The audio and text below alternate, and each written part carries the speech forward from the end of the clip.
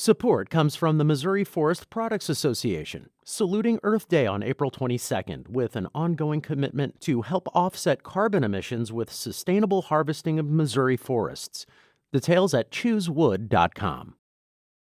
Welcome to St. Louis on the Air. I'm Sarah Fensky. It's been a month since some St. Louis area students returned to class, and being back in school has been a big relief for many students. But it also has parents on high alert, and they're watching, of course, for exposures to the coronavirus and hoping desperately to keep their kids safe from any COVID-19 outbreak. But as Belleville News Democrat reporter Megan Valley recently reported, parents' quest for information is complicated by one big thing: HIPAA. And joining me today to talk about this situation is reporter Megan Valley. Megan, welcome to the show. Hi, thanks for having me. I understand you started pursuing this story because parents were calling you. What kind of information were they looking for when they reached out to a reporter? Yeah, so most parents who were reaching out to me, they had heard either through the grapevine or from friends or from someone who they knew who worked in the district that there were confirmed cases, usually among staff members so far. And really, they were just looking for a more official source, just to say, clearly what the situation was, how many people were being affected, rather than just having it come through hearsay. And were they not able to get these answers directly from the district where their children are enrolled? Yeah, so part of the issue is that a lot of these districts are communicating things differently. So for some, they might send out a letter that just says there was a case, or there were more than one case, or there was more than one case, without giving a definite number or sharing information about what buildings those particular cases might be in. And some won't release anything until a reporter calls them and asks if they can confirm. But they've had someone test positive, yeah. So knowing that there's a case somewhere within some of these very large buildings, that's probably not nearly as helpful as knowing, hey, there was a case and your kid might have been exposed to it. Were you hearing from a lot of parents who just weren't able to get that level of detail? Yeah, so we were receiving emails. I got a couple of phone calls or messages over Facebook just wanting some clarity from the situation. I think what they're really looking for is a more standardized way of communication so that they know what to expect and they know how often they're going to be updated, and just to have a better sense of what they can expect to know, rather than just if someone happens to call in and do a short news story about a case in a school. Now, you mentioned in your story that even in districts where students are learning remotely, parents are still concerned about this issue. Why so? Why would they care at that point? Yeah, well, I think what their main concerns I've heard from the parents in those situations is that in the next coming weeks, if in-school learning becomes a possibility, most districts are still going to offer the option for students to be remote, whether that's for the rest of the quarter or the semester or longer, depending on what numbers are looking like. And so for those parents, their concern is they're going to have to make a decision about whether they're going to send their kids back to school. Their feeling is that if schools aren't being upfront about what the situation is now without kids in the building, then how will they know that if they are to send their kid back to school, that's going to change and that they are going to get more information? So it feels like a transparency issue to some of these parents. Yeah, I think that if they know what they're going to, if they know what sort of information they can expect to learn, they feel more confident about the choices that they're making with their kids. Just moving forward. Now, as your story pointed out and really described very well, many of these school districts are citing HIPAA in saying no, and that's the Health Insurance Portability and Accountability Act. And in general, it's meant to keep medical records private. And so there's a real question of, does it apply in these cases? Well, you spoke with Rob Gatter. He's a professor of law at the Center for Health Studies at St. Louis University, and our producer Lara Hamden followed up with him. And she asked if school districts were interpreting this law, the HIPAA law, properly. He gave us an overview of what HIPAA actually says. HIPAA does not prohibit the release of all information. It protects only individually identifiable health information. So there's nothing wrong with saying 3 first graders, 2 boys and 1 girl in the following school district. But there is something wrong with saying, here are their first names and last names, social security numbers, here are their addresses. And it's also not okay to hand out so much demographic information about them that it would be possible to piece together who they are. So what the law says is that it's that protected information is identifiable health information and any information that could be reasonably used to create identifiable health information. And that is Rob Gatter of St. Louis University's Center for Health Law Studies. Now, that all makes perfect sense, right? Well, he also added this. And then there are exceptions to HIPAA, and one of those exceptions is for public health purposes. And that's both in terms of receiving information. So sometimes people who have private health information are reluctant to report it. So imagine you're a physician and you spot, you're treating a patient, you discover that they have a sexually transmitted disease, and you know that the local or state public health agency wants to have that information because they want to do their own contact tracing. But you think, well, gee, I learned about this in the course of treating this patient, and so I want to keep it confidential. Am I allowed to breach my obligations of confidentiality as a physician in order to share that information? Well, HIPAA specifically says that's okay. And then it also addresses the fact that public health agencies themselves can use, which includes disclose, even protected health information for public health purposes. And that, again, is Rob Gatter, a professor of law at the Center for Health Studies at St. Louis University. And Megan Valley, a reporter at the Belleville News Democrat, first talked to Rob about this. We then followed up to talk to him ourselves. Megan, the upshot seems to be that if individuals won't be identified, that information can be revealed. Do you feel like school districts have a good understanding of that at this point? Well, I think that part of the miscommunication about this is that the school districts right now are really looking to their public health departments to make these sort of decisions. And of course, those health departments are the ones that are doing the testing. They're the ones who are going to have that information first. And I think that the expectation in a lot of places is that if an employee tests positive, that they'll let their employer know. But really, they're sort of looking for the guidance of the health departments. And so when I've spoken to them, that they'll in Madison and St. Clair counties, they'll say that, that's something that they would know internally, but they're not necessarily going to break those numbers out just for the public to see at this point. And do they acknowledge that they could break those numbers out, but they're choosing not to? Or did they fall back on HIPAA and say, we can't give you this? Yeah, so the health departments especially have been falling back on HIPAA in that situation.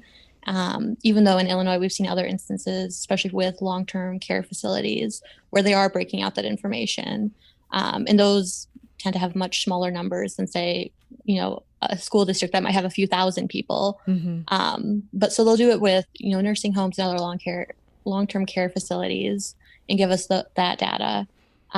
But for whatever reason, they're drawing a distinction between those places and school districts, because in long-term care facilities, those patients or whoever lives there, they're there full time. They know that they didn't catch it at the grocery store, for instance. So they're worried about maybe these school districts will get blamed, or it'll look like there's a problem at the school when really the person involved could have picked it up anywhere. Exactly. And talking to superintendents in some local districts, that definitely seems to be the case, that they're very adamant that, just because we have a staff member who tested positive, that doesn't mean that they caught it from school. It doesn't mean that they caught it from a coworker. So it definitely seems to be something that they're very concerned about. I mean, that seems like a very fair point for them to make. But on the other hand, it seems like they could give people this information that people want to know and then also add that context. You did such a good report on this that made it clear that HIPAA does not hold people back to the extent that some people think it needs to. Did that make any difference in how some of these districts and health departments are handling these sort of questions? Yeah, I'm not sure if it's made a difference yet. I have noticed in the past couple of days when I've looked at some districts, some smaller, more rural school districts that I didn't report on for the initial story, on their websites, they'll have some sort of dashboard. I've really only seen it where they're tracking staff members and not students, but I don't know if that's a result of this story or if it's just a school district that I didn't check on before the story ran or not. That's a fair point, and yeah, an interesting distinction there. We asked Rob Gatter, who again is with St. Louis University's Center for Health Law, we asked him if his sense is that government and business entities sometimes hide behind HIPAA in ways that they shouldn't. And here's how he responded to that question. It's such a difficult question to answer. And so I don't think anybody's acting in bad faith. But I do think that there's a sense that I might get in trouble. And generally speaking, when you think about it in normal times, where the most typical kind of contact tracing that's going on would be for standard childhood diseases and sexually transmitted diseases. And so you're gathering that information and you understand the idea that there's a circle of people within which I share this information and everybody else I don't share it, because that's how I get people to be honest with me so that I can do the contact tracing and the surveillance so that we know how far has this spread, who's likely been exposed, and we can counsel them. And part of our counseling them, and when we say you now need to give us names, is yes, we're going to reveal, most likely when we go talk to these people, they're going to know it was you, or you'll be on a list of 3 people that they think it might have come from. But we're not sharing with anybody else. And this is why we do our job this way. Then you add in this new thing where suddenly everybody wants to know, for their own safety and for their own curiosity, for their sense of the safety of their their school district, their town, or their region of the state. And the impulse has been only these people and nobody else. And so you fall back on that to say, I would get in trouble if I do this. What I remember is HIPAA says no, or state confidentiality laws say no, except for limited purposes. And I don't know for sure if this doesn't seem like a limited purpose, suddenly being called by a reporter or even or doing a news conference. So they're unfamiliar, so they fall back on the I might get in trouble. There are laws out there that protect confidentiality. So I'm going to say that because generally it's true. I know it's true. I just don't know the contours of it in such a detailed way that I'm prepared to draw a line in a new circumstance for me. I think that's what catches them. And so then, yeah, I think the default is keep it secret because that's their normal mode of operating when the disease is not one of public interest. And that is Rob Gatter of St. Louis University's Center for Health Loss Studies. Now, Rob noted that public health agencies really should see the value of transparency. I don't practice public health, and I know enough to know that if you don't share information during a pandemic, you're not going to get the cooperation. You're going to be perceived as untrustworthy, and that is not going to work if you want people to follow your advice and to take seriously the facts that you're doling out when you're telling them to take care of themselves and act responsibly and to curtail their normal activities. If I know that, certainly somebody who is a leader in a public health agency knows that too. And that's Rob Gatter of St. Louis University's Center for Health Loss Studies. And Rob really suggested public health officials should take the lead, not just dump this on school officials, that in a lot of times school officials really aren't sure exactly what to do. And so they could use some strong guidance from those public health departments. And Megan, that seems to speak to what you're saying, too, that these school districts seem to be somewhat referring to guidance from county health departments. Is that right? Yeah, absolutely. And just to touch on another point that Rob mentioned, when he talks about you need that transparency in order to build trust. That's exactly what I'm hearing from parents when they're talking about their school districts too. Now, you talked in your story about parents trying to play detective and get to the bottom of these things when people won't give them good information. Do you have any sense of how the roadblocks that they've seen in the Metro East and the districts that you cover, how that compares with other districts across the nation? Yeah, so most of the parents who I've talked to who have been able to do this sort of detective work, as they describe it, it tends to be in smaller districts. And these are in districts where there is a little bit more transparency. They might post on their website that they had a staff member test positive, for instance, or a family did. And in those smaller communities, they might have enough people on Facebook that if they scroll through, they can see one of their students, classmates, parents post that the family's quarantining, for instance. And so that's sort of how they're figuring out. And that's, the family's posting that themselves. So it's not a secret. They're being very upfront about it. You can't violate your own sort of how they're HIPAA piecing rights. Together. Yeah, exactly. So they're able to do that piecing together. Do you get the sense that in other places in the nation, that districts are being more forthright about this kind of information? Yeah, and I think that it's not even necessarily by state. I think that, as I mentioned, there are some of those smaller districts that are now having their own dashboards to show how many active cases they have, for instance. But there's actually a national database that's been created where if you submit a news article that confirms, for instance, that there was a case in this school district, they're sort of compiling that information. And through that, you can sort of see like which districts are being more upfront or which ones aren't. And then you can sort of use that to look at states more as a whole. What is that website? I have a feeling some of our listeners might be interested in following in some of your reporting steps and seeing what's out there. Yeah, so it was started by a teacher. I believe it's now available through the NEA's website. I think that they are the ones hosting it now. That's the National Education Association, the Yes. teachers union. Okay, great. And we'll make sure to get a link to that on our website as we write up a summary of my conversation here with Megan. Our website is stlpublicradio.org. We'll make sure to link to that NEA database. Megan, what advice would you have for parents who are trying to seek this information, short of them just stalking all their teachers and schoolmates through Facebook? Any advice on how to get these kind of answers? Yeah, I think that part of it is reaching out to the districts themselves. I mean, I've never had a district that I've called where they didn't necessarily tell me yes or no. There's certainly information that I couldn't get the number of cases that they've had so far. But my experience, they will confirm yes or no at the very least. And also just stay in touch with reporters. If you send that to them, it allows us to write these sorts of stories. Sort of explaining the situation and what parents are looking for and they're not getting. And that's a way to help apply pressure or to really show just what is the benefit, what's the public good out of being more transparent about what's going on in the schools. So you welcome these kind of tips. I know not every reporter feels that way, but if parents want to reach out to you, if they've heard something, you are interested in tracking that down.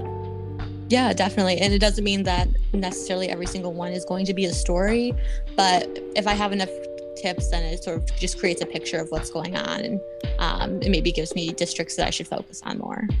Well, Megan Valley of the Belleville News Democrat, I want to thank you so much for joining us today. Yeah, thank you so much. This is St. Louis on the Air on St. Louis Public Radio. That's 90.7 KWMU.